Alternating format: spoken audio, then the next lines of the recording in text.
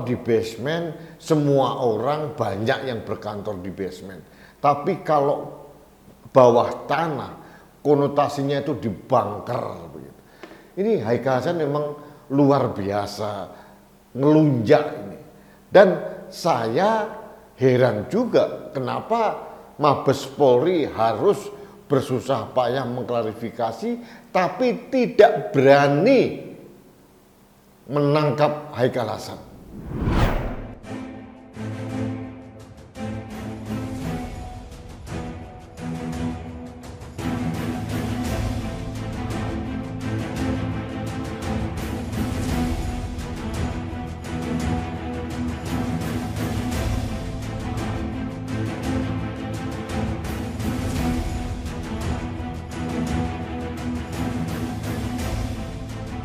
Jadi kalau Habib Rizik ini sekarang di penjara di apa? Habib Rizik paham ayat itu.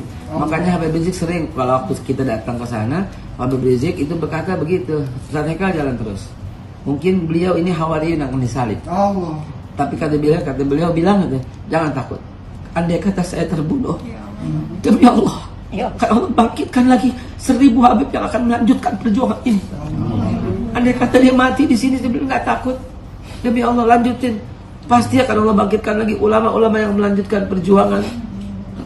Habib Rizik itu udah hampir 9 bulan dia belum lihat matahari karena di bawah tanah. Di bawah tanah. Nggak ada salahnya, jahat banget. Halo sahabat Indonesia, kita bertemu lagi dalam Opini Rudi. Sahabat Indonesia, Haikal Hasan bikin ulah lagi.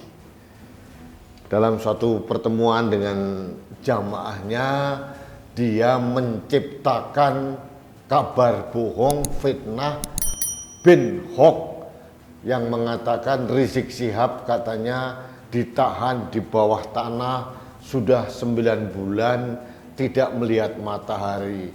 Dengan dramanya Haikal Hasan menangis bercucuran air mata buaya.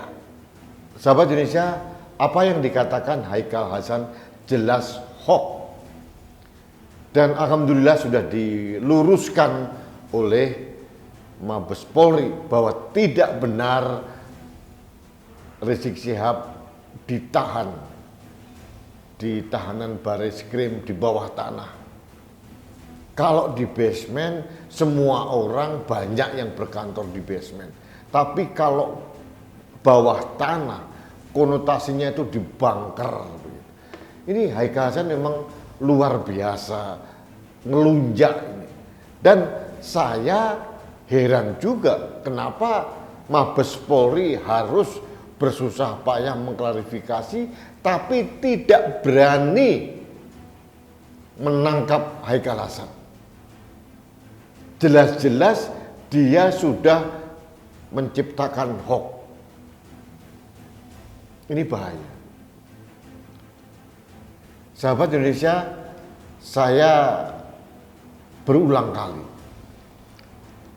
memohon kepada aparat keamanan, khususnya Polri, untuk tegas bersikap kepada siapapun orang yang menciptakan kebohongan di ruang publik.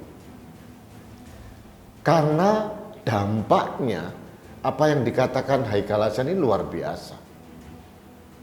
Bisa digoreng oleh kaum-kaum kadrun, kemudian dipakai sebagai amunisi untuk menyerang pemerintah lagi. Apa yang dikatakan Haikal Hasan berpotensi menimbulkan kegaduhan. Apalagi 2 minggu lagi dari sekarang mereka akan ada hajat reuni 212, katanya begitu. Isu yang ditiupkan oleh Haikal Hasan ini bisa dipakai alat untuk membuat kegaduhan. Sahabat Indonesia, terkait dengan reuni 212, pemerintah juga harus hati-hati. Saya dengar dari angin yang semilir gitu, katanya ini sengaja dibuat untuk memancing kerusuhan, bahkan mereka menyiapkan martir katanya. Ini harus ditelisik lebih dalam oleh badan intelijen kita. Entah itu BIN, entah itu Intelkam. Kalau akan terjadi seperti ini adalah grand skenario untuk menciptakan kerusuhan. Hampir tidak ada manfaatnya reuni 212 bagi agama Islam. Sangat tidak ada manfaatnya. Yang ada justru memperburuk citra Islam di mata internasional atau agama lain. Islam seolah-olah hanya mengandalkan kerusuhan, kekerasan, narasi-narasi yang kasar, seolah-olah hanya itu. Padahal Islam bukan seperti itu. Kesantunan Nabi harusnya menjadi contoh bagi siapapun. Nabi Muhammad adalah orang yang sangat jujur. Jadi, kalau Haikal Hasan sering sekali berbohong dan menciptakan fitnah, berarti dia bukan pengikut Nabi Muhammad, mungkin pengikut Abu Jahal atau Abu Lahab. Sahabat Indonesia, sekali lagi saya mohon kepada pemerintah, kepada negara, kepada aparat penegak hukum, tolong jangan dibiarkan orang-orang seperti ini. Terlalu banyak kegaduhan-kegaduhan di negeri ini yang tidak perlu, yang diciptakan oleh orang-orang seperti ini. Pada saat mereka dibiarkan, mereka akan merajalela, seenak udelnya, ngelunjak, dan akhirnya menciptakan kegaduhan. Hasil Pilpres tahun 2019 rupanya belum membuat mereka legowo. Mereka selalu dan selalu menciptakan kegaduhan, merongrong pemerintah dengan narasi-narasi yang destruktif. Salah satunya Haikal Hasan. Saya mohon kepada Polri terutama, tolong jangan dibiarkan. Jangan pernah takut ada tuduhan kriminalisasi ulama. Karena bagi saya dan bagi sebagian rakyat Indonesia, Haikal Hasan itu bukan ulama. Dia hanya provokator, dia hanya penyebar hoax. Jadi Polri tidak perlu ragu-ragu.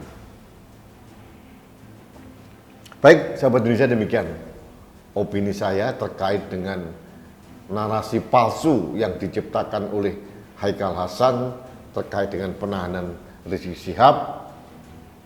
Mudah-mudahan ada respon dari aparat keamanan negara supaya Haikal Hasan ini jangan merajalela seenak udelnya sendiri saja, menciptakan kebohongan, kegaduhan, dan bagi orang-orang yang otaknya cekak pengikut mereka,